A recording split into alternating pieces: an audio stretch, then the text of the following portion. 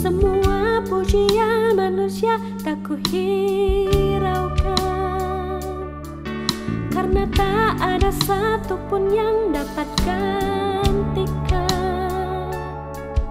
Hanya Kau yang kudus dan hanya Kau terbesar. Kau yang layak, Kau yang layak, Kau yang layak disembah. Kau yang layak, Kau yang layak, Kau yang layak disembah.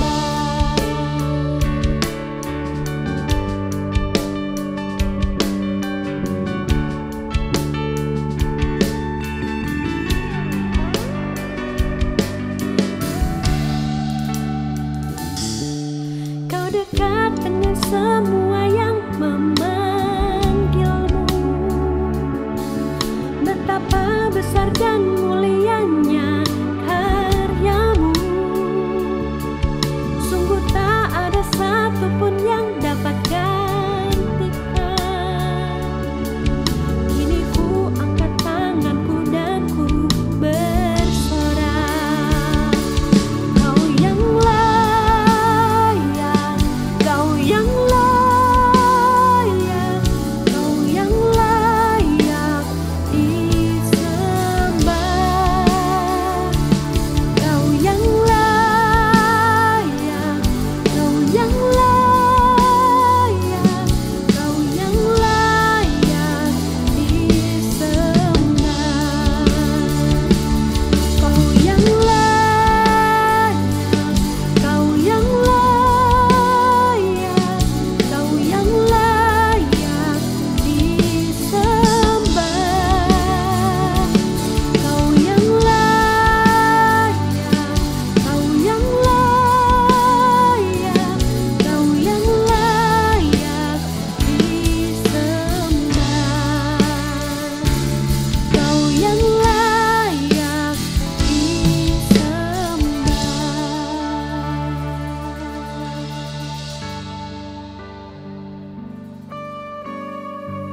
Shalom, sahabat GBI Rem semua dan semua penonton yang mengikuti acara khotbah. Sekarang ini kita mau pergi ke satu tempat. Kita harus muter otak. Lewat mana? Nah, kadang-kadang kalau memang lewatnya sulit, mendingan kita jalan kaki. Saya seringkali kalau mau ke sekretariat, saya jalan kaki, saudara. Pertama, untuk mendapatkan matahari. Kedua, melatih otot di usia tua ini supaya tetap lentur dan rileks. Begitu sampai di sekretariat, saya harus naik tangga 3 kali. Karena sekretariat GBI Rem di Tanjung Duren ini, teman-teman ngumpulnya di lantai 3. Tapi rekamannya di lantai 2. Dan kalau saya mau masuk ruangan rekaman ini, cuma ada satu pintu saya bisa lewat. Nah, hari ini saya akan mencoba apa artinya lewat. Kata dasarnya adalah lewat, tapi kalau saya tambah awalan dan akhiran, ini punya arti yang berbeda. Lewat, yang pertama saya rubah menjadi kata terlewatkan. Terlewatkan itu kalau menurut pemikiran sederhana saya, mungkin saat itu lupa. Mungkin saat itu enggak ngeh, itu terlewatkan. Tapi kata yang kedua dari lewat adalah kelewatan. Kelewatan ini punya arti loh. Kita seringkali ngomong orang itu kelewatan banget ya. Masa anaknya digituin. Nah, ini konotasinya lain. Kelewatan artinya keterlaluan.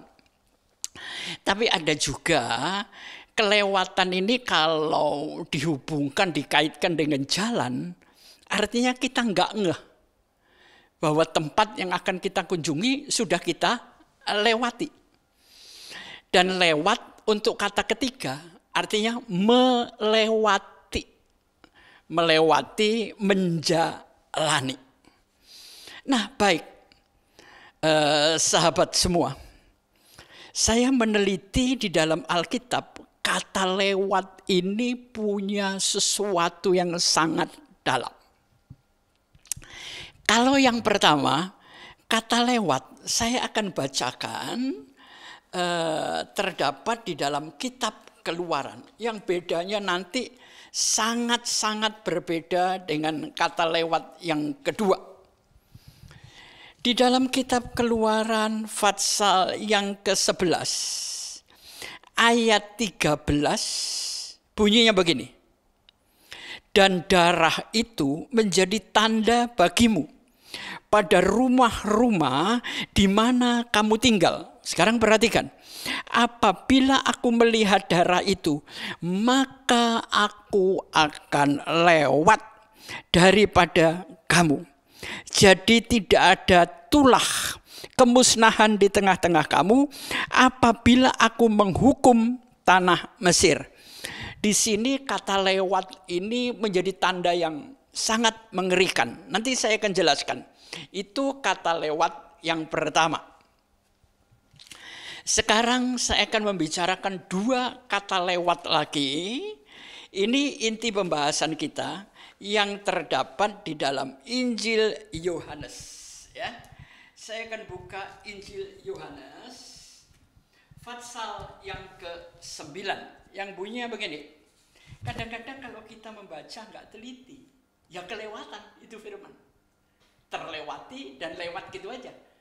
Berapa banyak saudara membaca firman lewat begitu aja? Ya. Atau banyak kata-kata yang ya saya lewatin, saudara. Ini terdapat di dalam Injil Yohanes. Perhatikan, saya akan mulai dengan ayatnya baru nanti saya uraikan. Perhatikan Injil Yohanes ya. Pasal yang ke-9. Saya akan coba buka pasal yang ke-9. Sebentar, pelan-pelan. Sudah saya tandai. Yohanes 9 dan Yohanes 8. Ayat ini sangat menggugah saya. Yang bunyinya begini. Yohanes pasal 8 ayat 58 dan 59. Ya. Yohanes pasal 8 ayat 58 dan 59. Kata Yesus kepada mereka, aku berkata kepadamu, sesungguhnya sebelum Abraham jadi aku telah ada. Perhatikan ayat 59. Lalu mereka mengambil batu untuk melempari dia. Tetapi Yesus menghilang dan meninggalkan bait Allah. Sekarang pasal 9 ayat 1. Waktu Yesus sedang lewat, ia melihat seorang yang buta sejak lahirnya. Nah, di sini ada dua kata lewat. Yang pertama, ini terdapat di dalam kitab Keluaran tadi. Dan yang kedua, terdapat di dalam pasal 9 ayat 1. Kalau kita melihat kata-katanya, Yesus lewat. Apakah Yesus punya kepentingan khusus di situ? Enggak. Loh, Bapak tadi dari mana Pak Pengki? Ya kebetulan saya lewat sini, saya mampir. Berarti saya tidak khusus ke rumah itu. Jadi bahasa lewat di sini tidak ada kekhususan dan tidak ada tujuan penting. Saya akan jelaskan. Dan pada waktu Yesus lewat, muridnya bertanya gini, Guru, engkau lihat orang ini buta sejak lahirnya? Siapa yang salah? Dia atau orang tuanya? Yang pertama saya berpikir begini teman-teman. Murid-murid itu sudah lewat berapa ribu kali sih? Mungkin jutaan kali kok ngelewatin orang itu. Sama seperti kita. Kita ngelewatin orang gak bisa makan di situ udah berkali-kali kan. Tapi apakah lewat Anda menimbulkan respon, menimbulkan reaksi untuk memberi makan orang itu? Enggak juga. Ya. Karena ya cuma terlewati. Saya pikir jawaban Yesus akan menyalahkan. Tapi jawaban Yesus begini. Tidak ada yang salah. tetapi supaya pekerjaan Allah dinyatakan dalam orang itu. Pelajaran yang pertama, setiap kita melihat sebuah kasus, manusia cenderung untuk mencari yang salah. Manusia cenderung untuk mencari kambing hitam dan menyalahkan orang lain. Tapi dengar, waktu Yesus ditanya itu, dia tidak menyalahkan siapapun. Dia tidak menyalahkan situasi, dia tidak menyalahkan orang lain, dan dia tidak menyalahkan korban itu. Jadi di dalam situasi sekarang, mari, bukan hanya orang Kristen, tapi seluruh bangsa Indonesia ini, jangan mencari kekurangan, jangan mencari siapa yang salah. Ya, bahkan korban-korban COVID nggak perlu kita salahkan. Yang penting kalau tetangga Anda kena COVID, ayo kita bantu. Mereka nggak bisa keluar, kita bantu kirim makan. Mencari solusi adalah jauh lebih baik daripada menyalahkan. Ini kata lewat yang pertama.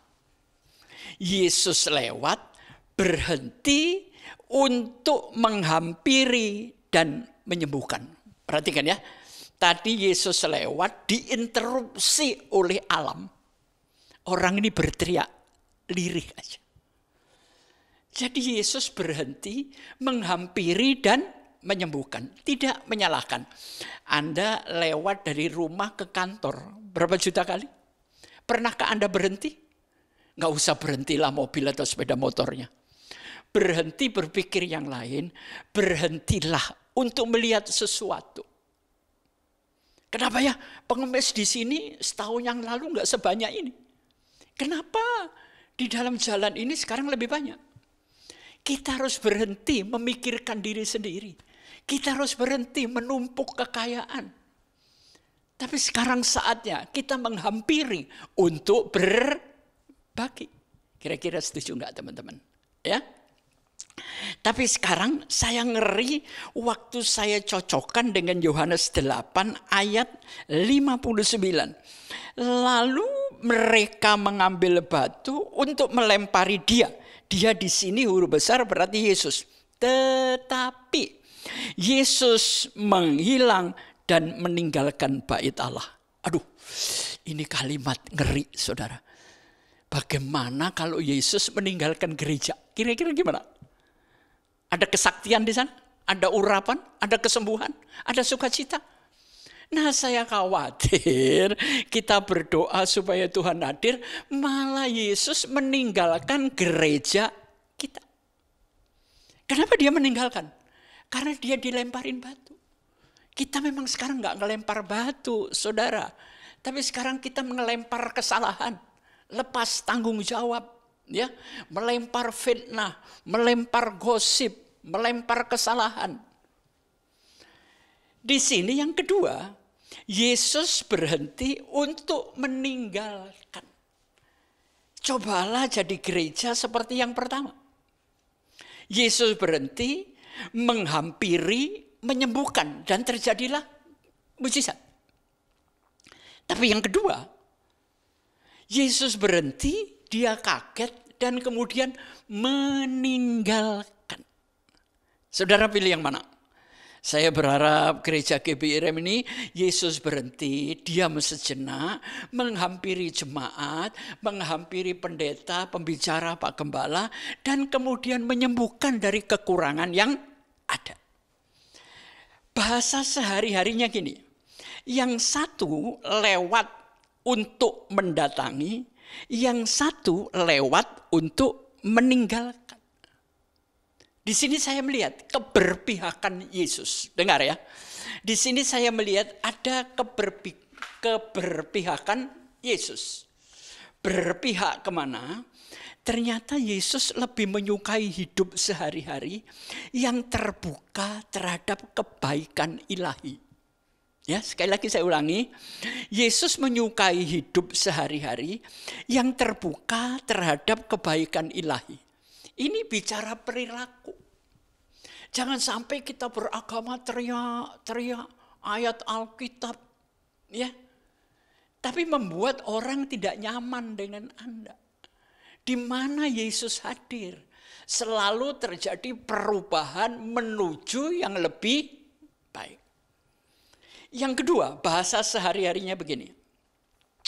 Yesus lebih menyukai hidup sehari-hari daripada hidup religius di bait Allah atau gereja yang tertutup terhadap kebaikan Allah. Ya, dengarin saudara. Dari perbandingan ini saya ingin membuat bahasa sehari-hari. Yesus lebih menyukai hidup sehari-hari daripada hidup religius yang tidak memberikan kontribusi. Hidup religius yang cuma membuat kekacauan. Karena saudara menganggap saya lebih suci daripada orang itu. Ini kesombongan rohani. Ya, Yesus senang dengan hidup di bait Allah. Tapi di sini dia ingin menegur kita. Dia tidak suka dengan hidup religius di dalam gereja, tapi tertutup terhadap kebaikan ilahi. Kadang-kadang saya berpikir, saya ini ngomong khotbah, tapi apa yang sudah saya lakukan, perbuatan saya terhadap gereja. Dengarin, Yesus itu bisa sakti ya bahasa sehari-hari. Anak Surabaya ngomong, oh ya sakti banget itulah. Yesus itu sakti karena dia pelayan yang terluka. Coba kalau Yesus tidak terluka, darahnya bisa menyembuhkan, bilur-bilurnya bisa menjadi kesembuhan. Yesus itu mencampur ludah dan tanah untuk menyembuhkan si buta. Kenapa sih Yesus selalu pakai hal-hal yang menjijikkan? Yesus ingin ngomong, tanah dan ludah itu adalah bagian yang terhina. Saudara diludahi terhina enggak? Terhina Pak Pengki, ya sudah. Bagian yang terhina kalau dipegang Yesus menjadi sesuatu yang hebat. Nah ini loh ya. Saudara merasa, Pak, saya ini hina, Pak, saya nggak punya apa-apa. Letakkan hidupmu di tangan Yesus. Yesus mau pakai Anda untuk menyembuhkan, memberikan kontribusi kepada orang lain. Ya. Atau bahasa saya yang lain. Kita ini lebih fokus pada simbol religius atau gerejawi, tetapi melupakan kehidupan sehari-hari yang penuh tawa, canda, dan sukacita. Ya, kadang-kadang saya melihat pendeta kalau jalan nggak mau senyum, makin angker, makin sakti, itu mah keliru. Pendeta sekarang membangun gap. Wah, kalau kita mau menghubungi Pak Gembala, birokrasinya ada 4 kursi, Pak. Mendingan saya bayar pajak, ada birokrasi, enggak apa-apa. Tapi untuk menemui seorang gembala, dan kemudian harus melewati A, B, C, D, baru bisa ketemu Pak Gembala. Ini mah gembala sapi, gue bilang. Gembala sapi itu seperti itu, harus ngelewatin sapinya dulu, baru ketemu Pak Gembalanya. Kita kan gembala manusia, bro. Jangan ada ya pendeta yang jadi gembala model sapi begini ini. Enggak boleh, enggak boleh.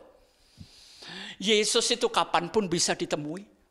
Enggak harus lewat Petrus, Paulus, atau lewat Yohanes. Bayangin kalau Yesus bisa ditemui harus melewati 12 murid. Itu yang sakit kusta mati dulu, bro. Yang picek tambah picek. Yesus enggak. Silakan datang kepadaku. Bahkan ada orang nyenggol jubahnya aja. Nah sekarang jubah pendeta nggak boleh disenggol. Karena apa? Belinya di Italia. Harganya 30 juta. Disenggol kotor. Tapi kalau jubah Yesus disenggol menyembuhkan.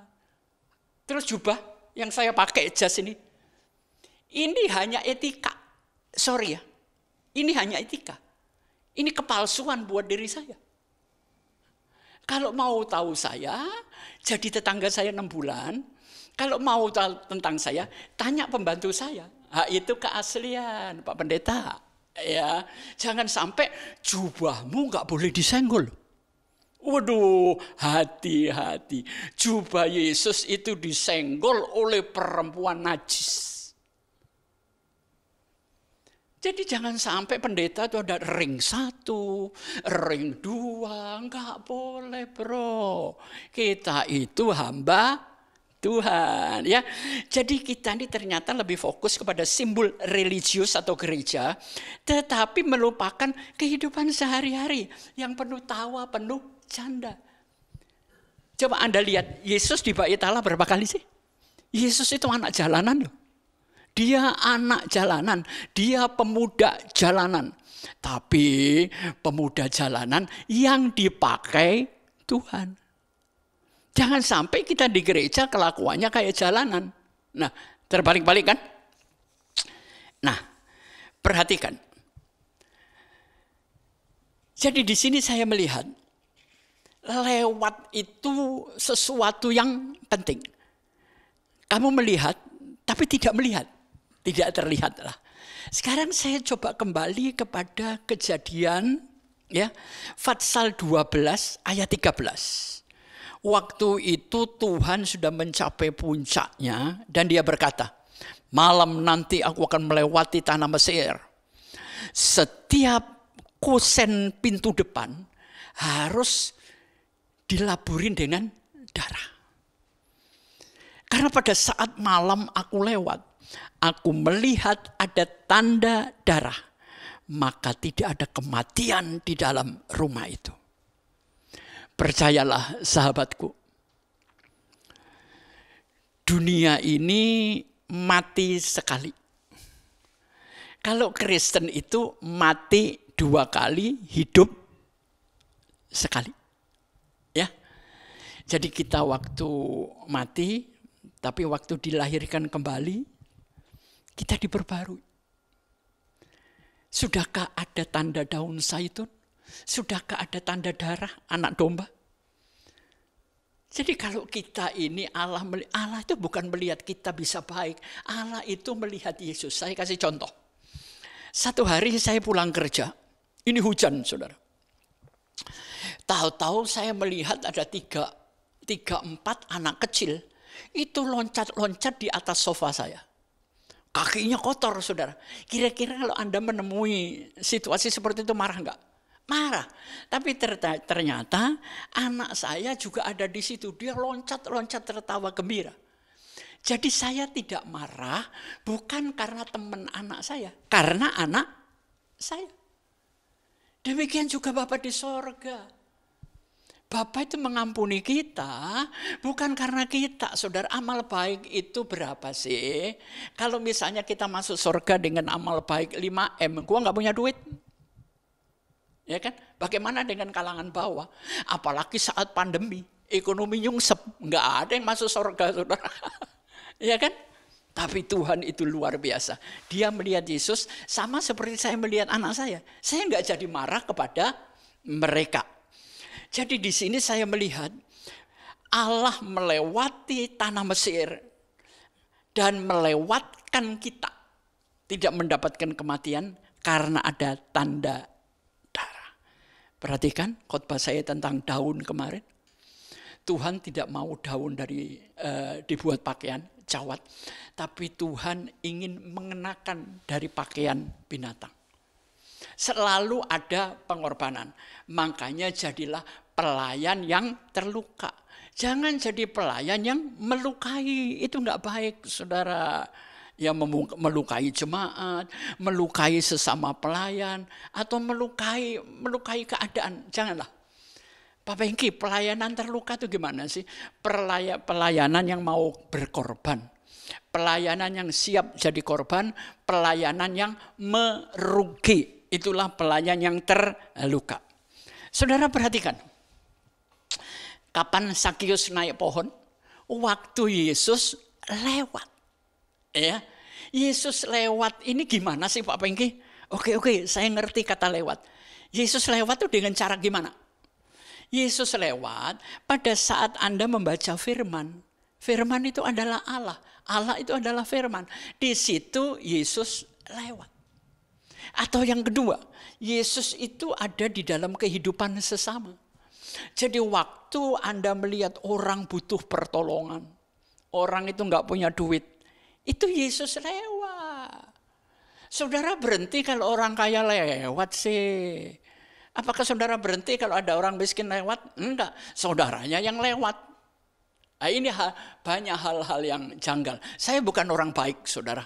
Saya kadang-kadang melakukan hal yang demikian. Sama. Tapi paling tidak kita disadarkan. Amin. Ya.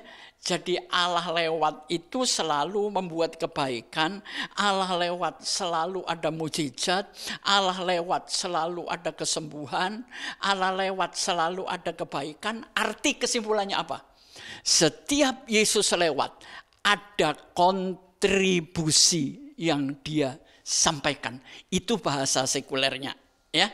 Nah, yang terakhir saya ingin berbicara begini. Pak Bengki tolong kasih tahu kami ciri-cirinya kalau Yesus lewat. Nah, baik. Saya akan membaca di dalam Yohanes, ya. Bukan Yohanes, Injil Lukas, saudara.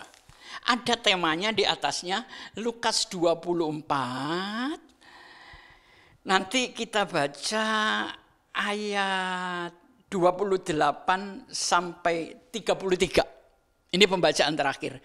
Ciri-ciri tanda-tanda Yesus lewat. Ada temanya, Yesus menampakkan diri di jalan ke Emmaus. Ayat 28. Mereka mendekati kampung yang mereka tuju. Lalu ia berbuat seolah-olah hendak meneruskan perjalanannya. Tetapi mereka sangat mendesaknya, katanya. Tinggallah bersama-sama dengan kami, sebab hari telah menjelang malam dan matahari hampir terbenam. Lalu masuklah ia untuk tinggal bersama-sama dengan mereka. Waktu ia duduk makan dengan mereka, ia mengambil roti, mengucap berkat, lalu memecahkan mereka. Ketika itu terbukalah mata mereka, dan mereka pun mengenal dia. Tetapi ia lenyap dari tengah-tengah mereka. Kata mereka seorang kepada yang lain, bukankah hati kita berkobar-kobar ketika ia berbicara dengan kita di tengah jalan, ketika ia menerangkan kitab suci kepada kita? Yang terakhir, lalu bangunlah mereka dan terus kembali ke Yerusalem. Amin. Saudara, kisahnya dimulai waktu Yesus mati dan bangkit. Itu beritanya simpang siur. Ya. Gini. Waktu Yesus melakukan penyembuhan, pakai program enggak? Pakai panitia enggak? Wah, yang depan ambil nomor dulu, kayak kita suntik vaksin. Enggak loh. Saya bayangkan kalau Yesus bikin penyembuhan itu semrawut, saudara. Orang saling mendorong, saling jatuh. Ya. Tidak ada ketertiban, saya percaya tidak ada ketertiban. Karena Yesus tidak pernah memungut bayaran untuk sebuah kesembuhan. Di mana dia mau, dia mampu menyembuhkan Anda. Yang penting bagaimana Tuhan, maukah engkau menyembuhkan aku? Ini pertanyaannya. Nah, setelah simpang siur, murid-murid, ada 2 murid. Ini dia juga pusing, saudara. Dia mau balik ke desanya mana? Emmaus. Dari mana? Dari Yerusalem. Kalau saudara membaca ayat 13 pasal 24, perhatikan ya. Pada hari itu juga 2 orang dari murid Yesus pergi ke sebuah kampung bernama Emmaus yang terletak, perhatikan, kira-kira 7 mil jauhnya dari Yerusalem. Baik, sekarang mil ini kita buat kilometer supaya gampang. Kira-kira 1 mil itu 1,3 sampai 1,4 kilometer. Jadi kalau 7 mil kira-kira berapa? 12 kilometer. Saudara simpan dalam memori Anda. Capek enggak jalan 12 kilo? Oh, capek loh. Enggak ada penerangan, siang gurun pasir, debu. Saudara, waktu mereka berjalan, mereka membicarakan hal itu. Hal-hal itu apa, saudara? Ayatnya ada. Hal-hal itu adalah segala sesuatu yang terkait dengan kematian, kebangkitan, dan pribadi Yesus. Waktu mereka ngobrol, tahu-tahu ada seorang laki-laki lewat dan bergabung. Dengar, Yesus itu lewat dan kemudian bergabung, ikut ngobrol. Ternyata kedua murid itu enggak kenal. Kalau pria asing ini adalah Yesus. Tapi saya akan mulai ayatnya. Mereka mendekati kampung yang mereka tuju, lalu berbuat seolah-olah hendak meneruskan perjalanannya. Tetapi mereka sangat mendesaknya, katanya, tinggallah bersama kami, sebab hari menjelang malam, matahari hampir terbenam. Gaya Tuhan itu seolah-olah, perhatikan. Tuhan itu seolah-olah meninggalkan Anda, padahal dia masih ada di sampingmu. Tuhan itu seolah-olah tidak memberkati Anda, tapi dia memberkatimu. Tuhan itu cuma seolah-olah untuk menguji iman kita. Saudara, ya. Itu gayanya Tuhan, seolah-olah. Tapi waktu mereka mendekati kampung, itu maghrib, saudara. Banyak perampok, banyak semua. Tapi perhatikan, Yesus seolah-olah mau pergi, tapi dua orang ini punya kasih.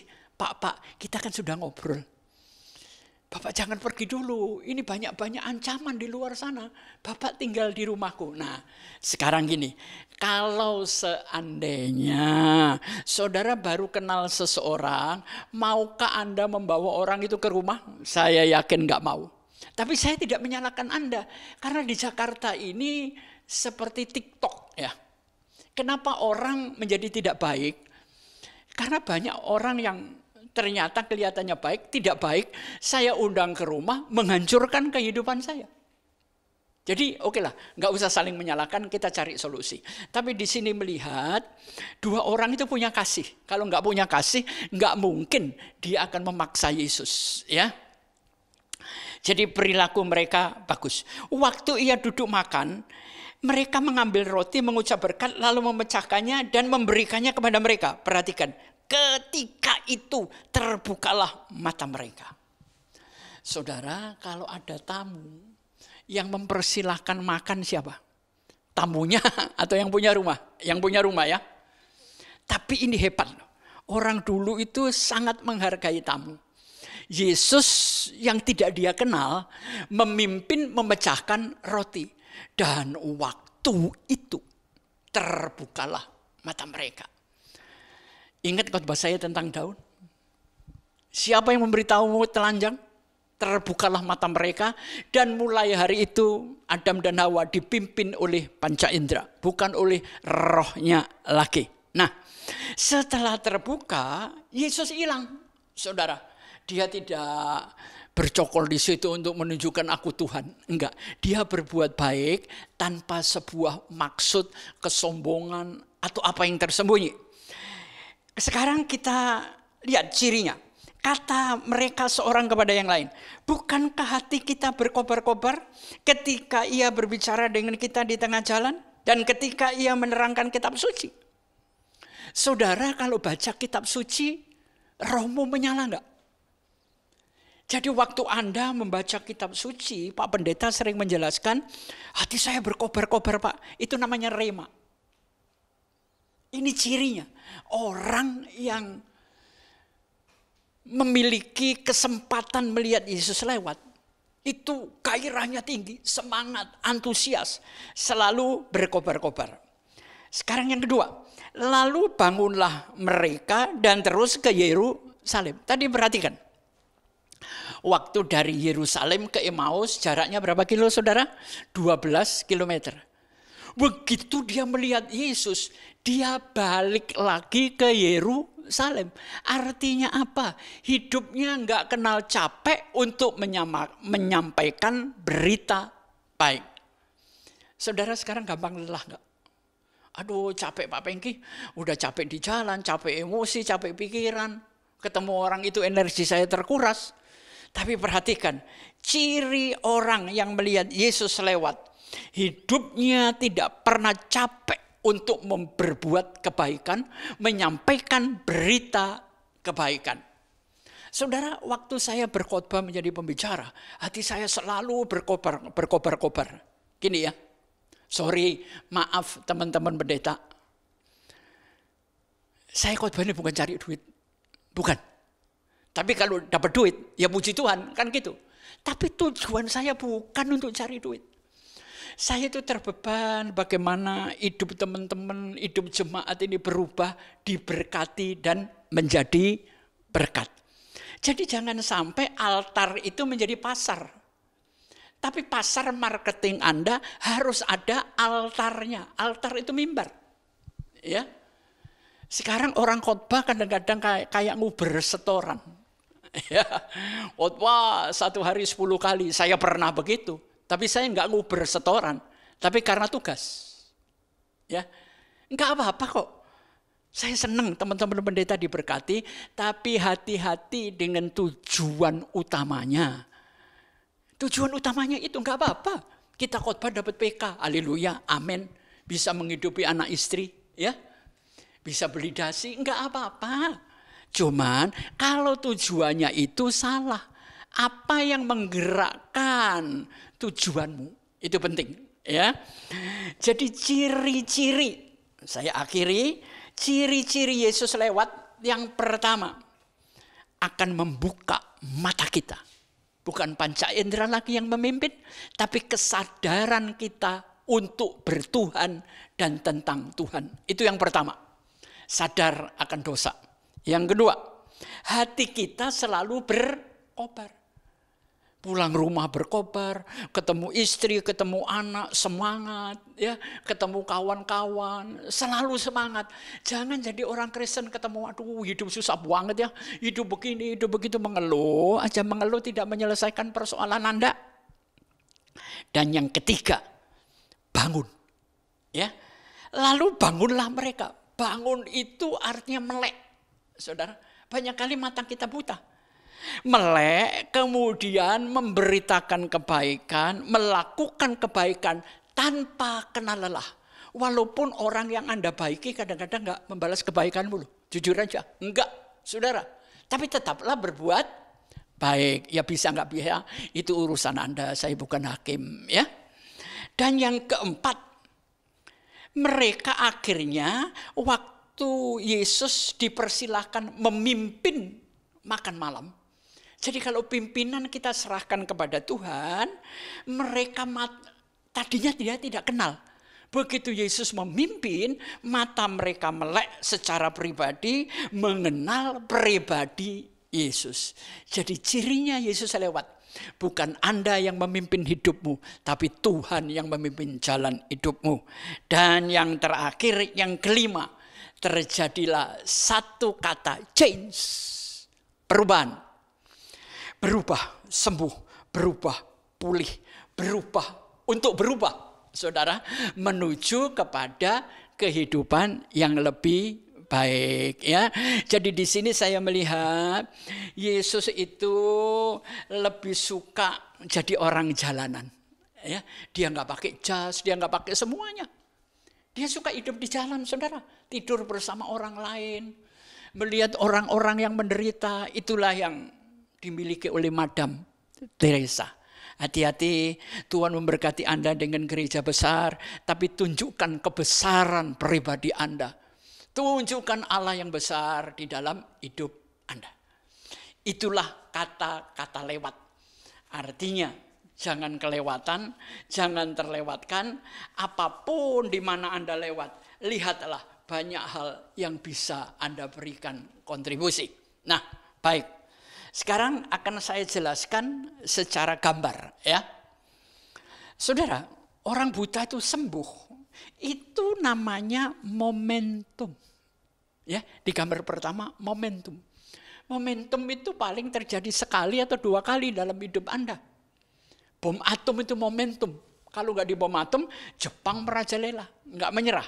Nah, yang kedua, orang yang melihat Yesus lewat, itu mengalami pemahaman, pemaknaan, dan nilai tentang Allah lebih jelas. Ya, terbuka mata Anda. Sekarang yang ketiga, ada gambar kayak film kartun, yaitu tentang pohon ada daunnya, di mana ada tulisan apa? Reframing. Jadi kalau saudara terima persoalan, jangan menyalahkan, jangan cari orang yang salah, tapi temukan solusi. Nah, masalah itu di daun ini saya bagi menjadi 5. Kadang-kadang masalah itu merupakan peringatan, ya. Tapi kadang-kadang masalah itu memang merupakan musibah. yang harus kita jalani dengan sabar untuk menuju kebaikan. Tapi ada juga kadang-kadang masalah yang kita alami ya karena konsekuensi. Kalau kita nyuri sepeda motor dikebukin massa, itu konsekuensi. Kita nipu masuk penjara. Itu masalah yang menimbulkan karena konsekuensi. Tapi ada juga masalah itu merupakan ujian. Seperti Yesus dicobai, Abraham harus menyembelih anaknya. Jadi ujian-ujian itu untuk membuat kita naik. Anda harus tahu kapan ujian, kapan konsekuensi, kapan peringatan. Dan yang terakhir adalah cobaan. Masalah itu pertama, saya sering ngomongkan, digoda, tergoda, menggoda duluan mana? Enggak ada yang duluan, terserah kita. Kita nggak digoda ya menggoda, kita nggak digoda ya tergoda. Jadi terserah kita, nggak pernah salah itu di luar sana. Semua yang salah di dalam sini, keputusan kita yang salah. Tadi saya ngobrol sama David, Fit, di usiamu sekarang kamu kepingin punya anak nggak? Kepingin kepingin. Terus apa yang menyebabkan kamu nggak nikah? Pertama, belum cocok. Tapi ada jawaban dia. Buat apa saya harus hidup bersama dengan orang yang salah pilih? Di mana saya harus hidup seumur hidup? Waduh, kalimat ini sederhana tapi menyentak saya. Untuk apa kita menikah kalau kita harus hidup dengan orang yang salah pilih? Dan itu satu atap seumur hidup. Ya, jadi hati-hati buat anak-anak muda yang mau menikah. Nah, di gambar keempat, ini ada satu inspiring. Yang pertama, hidup jangan pernah dilihat sepotong-sepotong. Hari ini rugi, besok untung. Anda kalau untung gak pernah ngomong sama saya. Kalau rugi minta didoakan. Ya gak bener dong. Keputusan tanpa jaminan. Menikah itu seperti mengambil keputusan tanpa jaminan. Hari ini suamimu baik. 5 tahun lagi baik. Ada yang menjamin? Enggak ada. Hidup itu harus berani mengambil resiko tanpa jaminan. Dan yang ketiga, saya ingin katakan kebenaran itu tidak pernah memihak.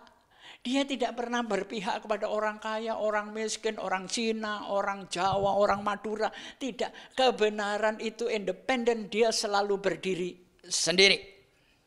Sekarang kita lihat gambar yang kelima. Ada seorang ayah duduk dan kemudian berdoa di taman dengan anak perempuannya. Saya suka lihat gambar ini. Jadi hidup itu pertama cintai Tuhan, loving God. Tapi cinta Tuhan ini harus berbentuk perilaku. Action keluar yang namanya blessing others. Memberkati orang lain. Itu buktinya Anda cinta Tuhan. Dan yang ketiga self improvement. Orang yang cinta Tuhan, hidupnya nggak stagnasi, hidupnya selalu berkembang, banyak kreativitas. Nah, gambar yang kelima apa saudara? Future shock. Saya mau tanya, orang-orang yang disembuhkan Tuhan itu ngalami shock gak? Di sini saya tidak bicara future shock tentang teknologi, tentang dunia makin hebat. Tapi Tuhan itu membuat kejutan untuk masa depan kita, saudara. Itulah sekali lagi yang saya namakan kasih karunia. Alami, fahami, maknain. Kasih karunia itu setiap hari ada, saudara. Saya tadi baru ngobrol, saya ini kalau mikir-mikir, saya kok bisa hidup sampai sekarang ya? Keuangan yang saya butuhkan cukup banyak. Tapi inilah kasih karunia. Ada aja ya. Kadang-kadang kasih karunia bisa berbentuk mukjizat, berbentuk pemberian tiba-tiba, berbentuk usaha kerja, di mana Tuhan yang membukakan jalan.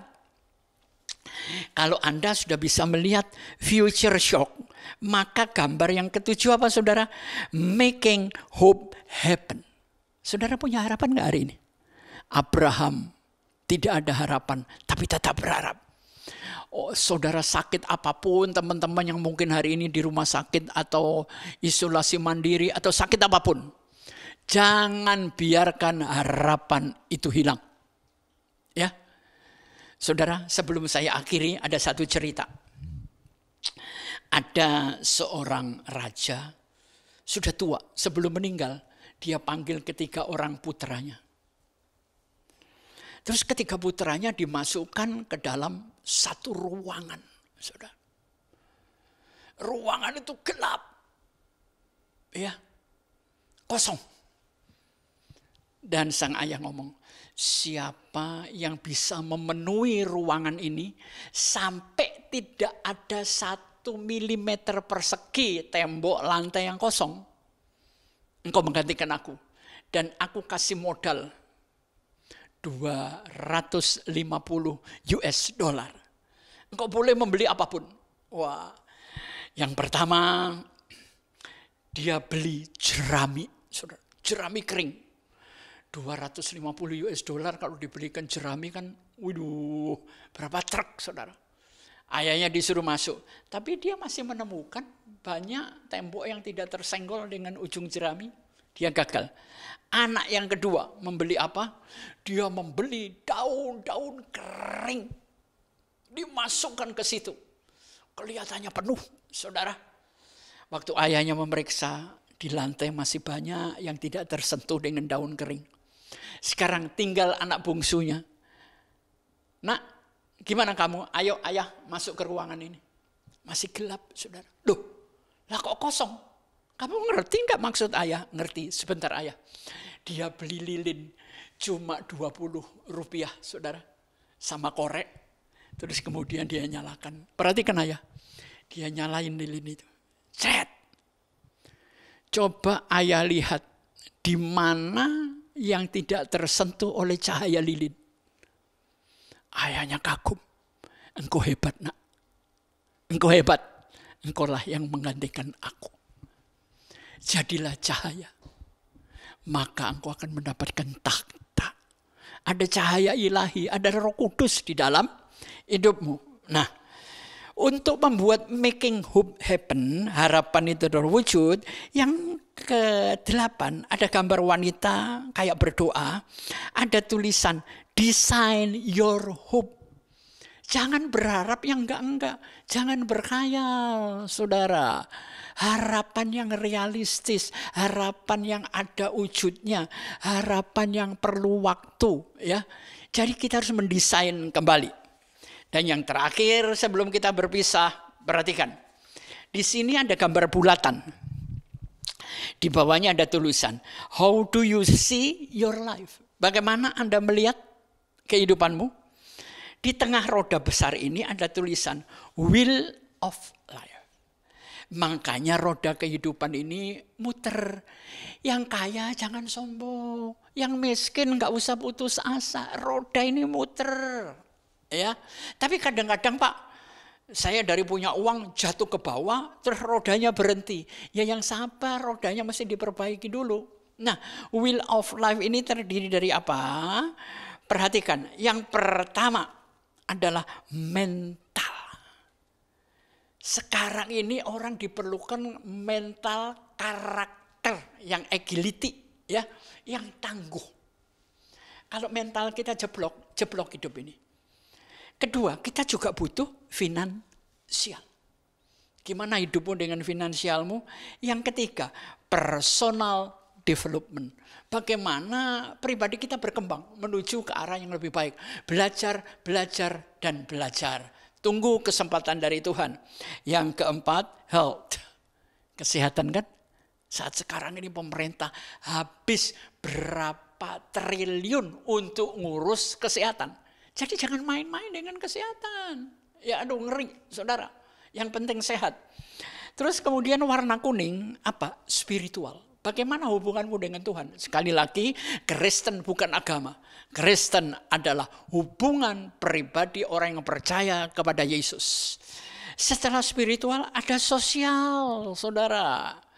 Bagaimana Anda membantu teman-teman kena COVID, Anda menolong tetangga-tetangga yang gak bisa makan. Apakah Anda pernah berpikir untuk berbagi uang walaupun 5-10 ribu kepada mereka yang membutuhkan, ya?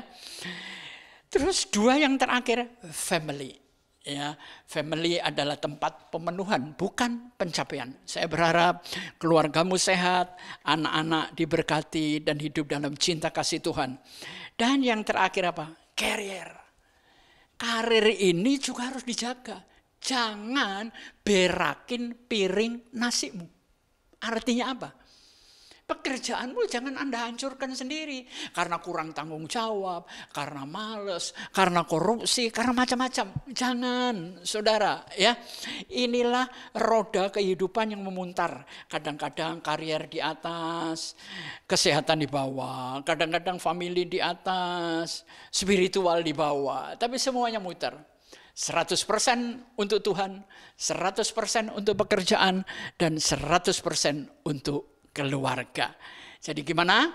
Kita sudah lewat 30 menit lebih dan saatnya kita berhenti untuk mulai berkontribusi.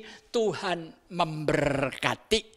Baik, sekarang saya akan berdoa untuk para pendengar dan pemirsa. Bapa di sorga, hidup kami sudah lewat sekian puluh tahun. Tapi tidak ada yang berdampak. Kami cuma lewat tanpa melihat, tanpa memperhatikan, tanpa memberikan kontribusi. Dan mulai saat ini, dimanapun kami lewat, perlihatkan sesuatu. Perlihatkan dirimu Tuhan, kalau Engkau juga lewat di hadapan kami.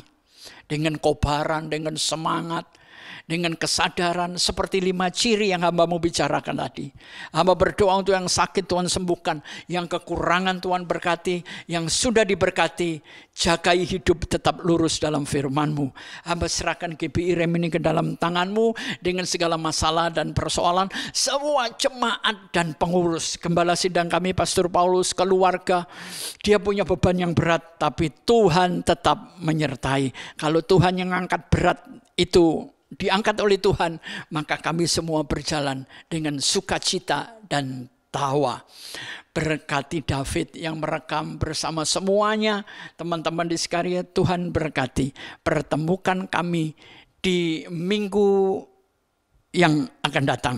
Dan biarlah kami menikmati tema hari ini, yaitu lewat. Di dalam nama Bapa, Putra dan Roh Kudus, di dalam nama Tuhan Yesus Kristus. Amin.